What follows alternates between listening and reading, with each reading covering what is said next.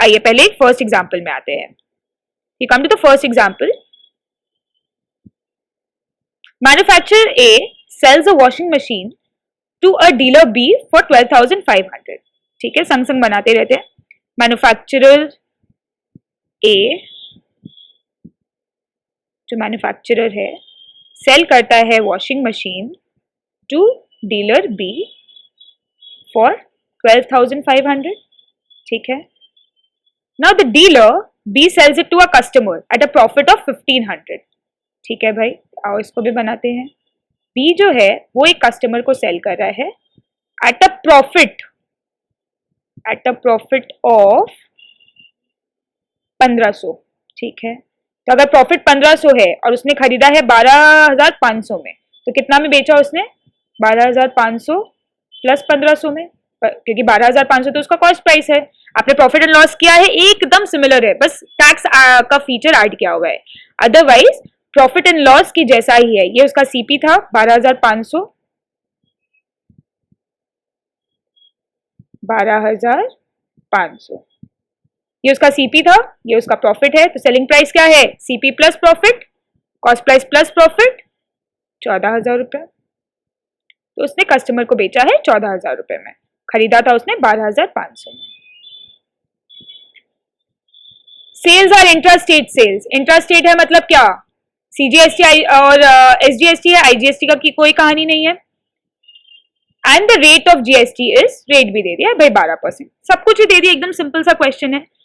क्या क्वेश्चन में भाई अब पूछा क्या है? अमाउंट बता दो भाई कि जीएसटी में डीलर बी सेंट्रल गवर्नमेंट को कितना पे करेगा। Amount of tax received by the state government, मतलब सीजीएसटी निकालना है, एसजीएसटी निकालना है, और the amount the customer page for the machine. Customer ने कितना पे किया?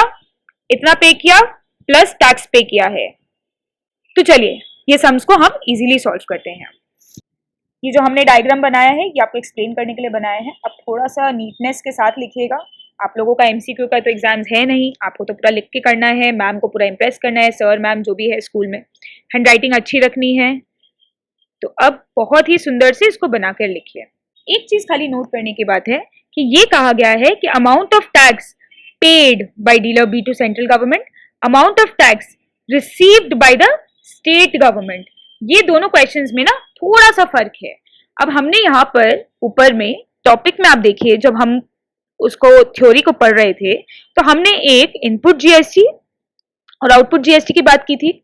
अब अगर डीलर बी जो है, जो डीलर बी है, कोई भी डीलर ले लीजिए, अगर डीलर बी जो है उसने पहले कुछ टैक्स ए को पे कर रखा है, जिसको कहते हैं हम इनपुट टैक्स, तब जब वो कस्टमर से कलेक्ट करेगा ना टैक्स, तो वो पूरा का पूरा जो टैक्स कस्टमर से कलेक्ट करता है वो पूरा गवर्नमेंट को नहीं देगा। उसने जितना ऑलरेडी ए को पे कर चुका है उसको छोड़ के जो वो टैक्स अब कलेक्ट कर रहा है वो गवर्नमेंट को देगा, क्योंकि उतना टैक्स जो उसने ए को दिया था वो ए ऑलरेडी गवर्नमेंट को पे कर चुका है। तो कस्टमर से जो वो कलेक्ट करता है तो वो होता है आउटपुट टैक्स। तो output tax minus input tax, वो इतना गवर्नमेंट को देता है। ठीक है, तो ये हो गया कि डीलर बी गवर्नमेंट को कितना पे करेगा, आउटपुट माइनस इनपुट टैक्स। तो ये हो गया सम। जो क्वेश्चन 1 उन्होंने पूछा है कि amount of tax paid by dealer B, amount of tax paid by the dealer B to the central government. उसके लिए हमें ये जानना पड़ेगा कि डीलर बी ने पहले ए को कितना टैक्स दिया था, उसके बाद उसको कस्टमर से कितना टैक्स मिलेगा, उसके बाद वो कितना गवर्नमेंट को पे करेगा। तो इसके लिए थोड़ा सा लंबा प्रोसेस है, हमें उसका इनपुट और आउटपुट दोनों निकालना है। दूसरा क्वेश्चन आप देखो, amount of tax received by the state government. अब ये नहीं पूछ रहा है कि बी ने कितना दिया, ए ने कितना दिया, सी ने कितना दिया, कस्टमर ने कितना दिया। ये कहा जा रहा है कि स्टेट गवर्नमेंट के पास ये बताओ भाई टोटल कितना जीएसटी, कितना टैक्स स्टेट गवर्नमेंट को मिला है। तो ये आपको बताना है कैलकुलेट करके। तो आइए सबसे पहले इसको, इतने बड़े क्वेश्चन को देखिए घबराइए मत, पहला क्वेश्चन है, एकदम नया टॉपिक स्टार्ट कर रहे हैं, तो do not get tense at all, we'll do it one by one. तो सबसे पहले हमें क्या निकालना है? हमें सबसे पहले इनपुट टैक्स निकालना है। तो चलिए एक ड्राइंग सा बनाते हैं, या आप अपनी कॉपी में जब आप एग्जाम में भी कर रहे हो तो बना सकते हो, कोई प्रॉब्लम नहीं है। मैन्युफैक्चरर ए है, उसने डीलर बी को किया था, बेचा था, एंड बी ने कंज्यूमर को किया है। ठीक है, इसमें तो कोई दिक्कत नहीं है। डीलर ए ने बी को कितना में बेचा है? 12,500 में। यानी जब ए बी को बेच रहा था तो उसने पक्का टैक्स भरा है गवर्नमेंट को, कोई किसी को भी बेचे उसको टैक्स भरना ही पड़ेगा। तो ए जब बी को बेच रहा था तो उसको कितना टैक्स भरना पड़ा होगा, जीएसटी 12% है, वो चेंज नहीं होता है, तो 12% निकालिए आप of 12,500।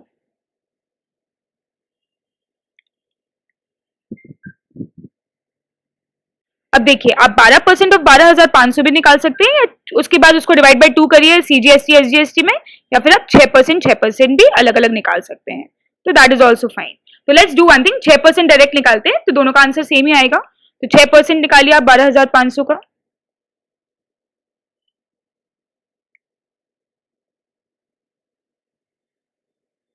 6% of 12,500,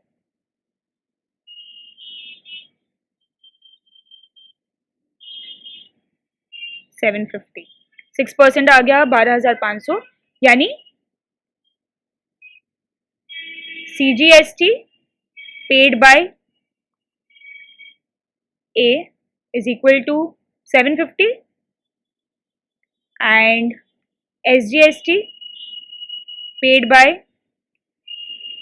manufacturer A is equal to, again ये पूरा चीज आप वापस यहाँ पर कॉपी कर सकते हो and you will write rupees 750। ठीक है, तो ए ने कितना पे किया गवर्नमेंट को ये हमें मिल गया। अब बी का बताइए, बी कितना पे करेगा, उसके लिए बी का हमें आउटपुट टैक्स निकालना पड़ेगा।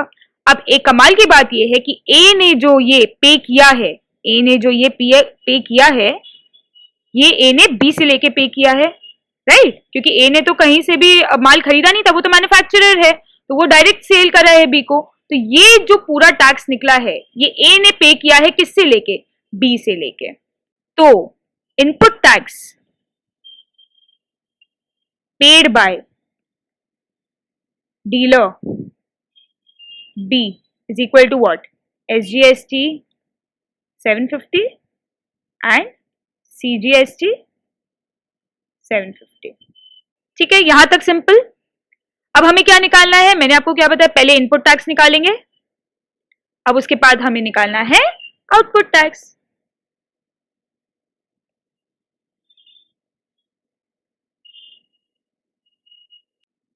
आउटपुट टैक्स कैसे निकलेगा, आउटपुट टैक्स निकलेगा यहां से, यहां से इनपुट टैक्स निकला था, यहां से आउटपुट टैक्स निकलेगा। हमने क्या किया था, ये बी का कॉस्ट प्राइस है, बी ने प्रॉफिट में बेचा है, तो 12,500 प्लस 1,500, राइट। तो selling price of B is how much, rupees 14,000, which is also the cost price of C. अब इसके ऊपर उसको टैक्स कलेक्ट करना है कितना, 12%, वही 6% अलग, तो डायरेक्ट 6% का कैलकुलेशन करते हैं। चलिए 6% ऑफ 14,000 निकालिए, 6/100 इंटू 14,000,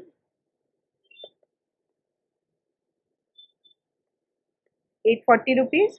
तो CGST 840,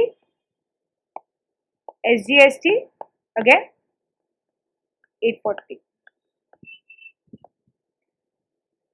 इनपुट उसने कितना ऑलरेडी दे रखा है, 750 उसने पेमेंट कर चुका है, एक्स्ट्रा उसको कितना टैक्स कलेक्ट हुआ है, 840 उसको कलेक्ट हुआ है, 750 उसने ऑलरेडी दे चुका है मैन्युफैक्चरर को, मैन्युफैक्चरर डायरेक्टली गवर्नमेंट तक पहुंचा चुका है, एक्स्ट्रा अब उसको गवर्नमेंट को कितना देना पड़ेगा, 840 minus 750, which is called output tax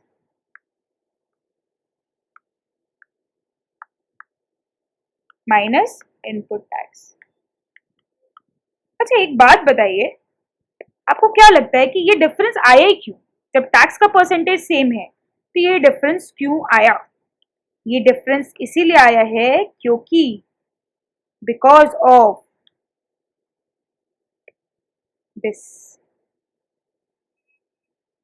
अगर उसने ये प्रॉफिट ऐड नहीं किया होता तो 12,500 का टैक्स कितना आता, 750 ही आता। तो वो अगर उसने 12,500 में बेचा होता तो उसको गवर्नमेंट को कोई भी टैक्स नहीं भरने के लिए देना पड़ता, क्योंकि इतना ही टैक्स उसने ए को पे कर चुका है ऑलरेडी और इतना ही उसको कलेक्ट हुआ है। तो बेसिकली उस बेचारे ने तो कुछ कमाया नहीं, तो वो घर से क्यों टैक्स भरेगा, उसने ये जो 1,500 कमाया ना उसके ऊपर उसको एक्स्ट्रा टैक्स देना पड़ रहा है। आप मिला लीजिएगा। अब इसके बाद हम आपको एक टेक्निक सिखाएंगे जिससे आप मिला सकते हैं। 840 माइनस 750 कितना आएगा? ₹90। यस, ₹90। तो ये एक्स्ट्रा वो दोनों CGST और SGST को पे करेगा 90। अब मैंने आपको क्या बोला, ये जो डिफरेंस आया ना, ये 90, ये प्रॉफिट की वजह से आया। तो अगर ऐसा है तो प्रॉफिट जो था विच वॉज 1500, उसका 6% 90 आना चाहिए। करके देख लीजिए, 1500 इंटू 6/100, 90 आ गया ना। इसका मतलब अगर आप ये पूरा तामझाम नहीं करके 14 का निकालते, फिर उसको आप आउटपुट को इनपुट माइनस करते, ये पूरा करने के जगह अगर आप डायरेक्ट प्रॉफिट को भी 6% से मल्टीप्लाई करते हो तो आपको डायरेक्ट एक्स्ट्रा टैक्स कितना पे हुआ और एक्स्ट्रा प्रॉफिट ये पता चल जाएगा। ठीक है, तो ये एक तरीका हुआ कंफर्म करने का कि आपका आंसर सही है कि नहीं। तो अभी तक हमने क्या निकाला? हमने इनपुट टैक्स निकाला, आउटपुट टैक्स निकाला, डिफरेंस निकाला। तो हमने ये निकाला है कि बी ने एक्स्ट्रा क्या पे किया है CGST और SGST को। तो देखिए क्वेश्चन में क्या पूछा था, amount of tax under GST paid by dealer B to central government. आइए देखिए, सेंट्रल गवर्नमेंट को डीलर बी ने कितना पेमेंट किया? ₹90 एक्स्ट्रा पेमेंट किया। ये हमारा फर्स्ट आंसर निकल गया। Second answer, amount of tax under GST received by the state government. चलिए ये भी निकाल लेते हैं। स्टेट गवर्नमेंट को टोटल कितना मिला? स्टेट गवर्नमेंट को पहले ए ने दिया था ₹750, बी ने एक्स्ट्रा दिया, कितना दिया? बी ने दिया ₹90। तो total tax received bye SGST state government 750 plus 90 which is ₹840। इतना मिला टोटल स्टेट गवर्नमेंट को। 750 ए ने पे किया, 90 एक्स्ट्रा बी ने पे किया, और सी अलग से तो पे करने जाएगा नहीं, सी ने तो बस बी को दे दिया, उसका काम खत्म। तो ₹840 स्टेट गवर्नमेंट की टोटल कमाई हुई GST के तहत। Next, the amount that the customer page for the machine. ये तो हमने पहले निकाल लिया, 14,000 तो उसने एक्स्ट्रा पे किया ही है, प्लस उसने कितना पे किया? 12%। निकाल लीजिए, ये 14,000 का 12% हमने पहले भी कैलकुलेट करके रखा हुआ है। 6% किया ही है, उसका डबल करेंगे तो 12% आ जाएगा। इंस्टेड हम चलिए इसको दोबारा कर लेते हैं। इसको आपको पूरा स्टेटमेंट्स में लिखना है, ठीक है। प्राइस पेड बाय कस्टमर, तो फाइनल प्राइस लिखिए, इक्वल टू 12,500 प्लस 1,500, 14,000 था, तो 14,000 प्लस 14,000 पे कितना टैक्स? 12% टैक्स। 14,000 पे पहले 12% टैक्स निकाल लेते हैं, कितना आएगा? 14,000 प्लस, देखिए कितना आएगा टोटल? 15,680। ये है फाइनल प्राइस जो कस्टमर ने पे किया। तो ये सब आपको समझ में आ गया। इसमें हमने क्या किया था एक बार रिवीजन कर लेते हैं। इसको अभी बहुत बड़ा मत समझिएगा, ये बहुत ही सिंपल है। एक बार आप फेमिलियर हो जाओगे IGST, CGST, SGST के टर्म से, तो आपको बहुत इजी लगेगा ये सब। एक बार इसको फिर से मैं रिवीजन खाली करा दे रही हूँ। एक मैन्युफैक्चरर था, मैन्युफैक्चरर ए, उसने डीलर बी को बेचा है एक वॉशिंग मशीन 12,500 में। डीलर बी ने फिर एक कस्टमर को बेचा प्रॉफिट में, 1,500 के प्रॉफिट में, यानी 12,500 में उसने खरीदा था, 1,500 एक्स्ट्रा उस पर ऐड कर दिया, 14,000 के MRP पे उसने बी ने सी को बेचा। पूरा का पूरा सेल्स इंट्रा स्टेट है, यानी IGST की कोई कहानी नहीं है। Rate of GST 12%। तो अब हमें ये निकालना था कि ए जो है उसने बी को जब बेचा तो उसने गवर्नमेंट को कितना टैक्स दिया, और बी ने जब सी को बेचा तो उसने गवर्नमेंट को कितना टैक्स दिया। बी 2 बार टैक्स पे कर रहा है, एक बार बी ए को पे कर रहा है और एक बार बी सेंटर को पे कर रहा है, जो उसको सी से मिल रहा है। तो सी को से जो बी को टैक्स मिलता है और बी जो ए को टैक्स देता है, दोनों ही वो गवर्नमेंट को पे नहीं करेगा। उसने एक बार ए को पे कर दिया है, जो ए ने डायरेक्टली गवर्नमेंट को पे कर दिया है। अब जो उसको सी से मिलेगा उसमें जो खाली डिफरेंस होगा, जो उसने ए को पे किया था और उसको जो मिल रहा है, उसका जो खाली डिफरेंस होगा उतना ही वो सेंटर को पे करेगा। That means output GST minus input GST, extra जो टैक्स है जो कलेक्ट हो रहा है खाली वो उतना ही सेंटर को पे करेगा। तो वो जो एक्स्ट्रा निकालने के लिए हमें इनपुट जीएसटी और आउटपुट जीएसटी दोनों निकालना पड़ेगा। इनपुट जीएसटी निकालने के लिए जो बी का कॉस्ट था उसके ऊपर जीएसटी निकाल लीजिए। आउटपुट जीएसटी निकालने के लिए उसने जितना में कस्टमर को बेचा यानी 12,500 प्लस 1,500 उतने पे आप आउटपुट जीएसटी निकाल लीजिए। Output GST minus input GST करेंगे तो हमें ये पता चल जाएगा कि डीलर बी ने गवर्नमेंट को कितना टैक्स पे किया। आपको दोनों ही मिल जाएगा, सेंट्रल और स्टेट दोनों मिल जाएगा। फिर आप आंसर जो है वो सेंट्रल गवर्नमेंट का लिख दीजिए। नेक्स्ट क्वेश्चन ये पूछा गया है कि amount of tax received by the state government. Amount of tax received by the state government का मतलब कि स्टेट गवर्नमेंट को टोटल कितनी कमाई हुई है, ये नहीं कि खाली बी ने कितना पे किया है, टोटल ए प्लस बी ने कितना पे किया स्टेट गवर्नमेंट को। तो ए का जो है, जो मैन्युफैक्चरर ए है उसने जो टैक्स पे किया था वो ऐड करना है, और बी ने जो एक्स्ट्रा टैक्स पे किया वो ऐड करना है, उससे हमें स्टेट गवर्नमेंट का टैक्स मिल जाएगा। नेक्स्ट हमें ये क्वेश्चन पूछा गया है कि फाइनल कंज्यूमर कितना मशीन का प्राइस पे करता है। तो कंज्यूमर 12,500 और 1,500 तो पे करता ही है, सब में वो टैक्स पे करता है। टैक्स का रेट कितना है 12%, वो पूरा का पूरा 12% टैक्स पे करेगा, तो उसका 14,000 प्लस 12% हम टैक्स निकाल लेंगे। छोटा से देखें तो एकदम छोटा सा बेसिक सिंपल सा सम है, इसको हमने इस प्रकार सॉल्व किया है।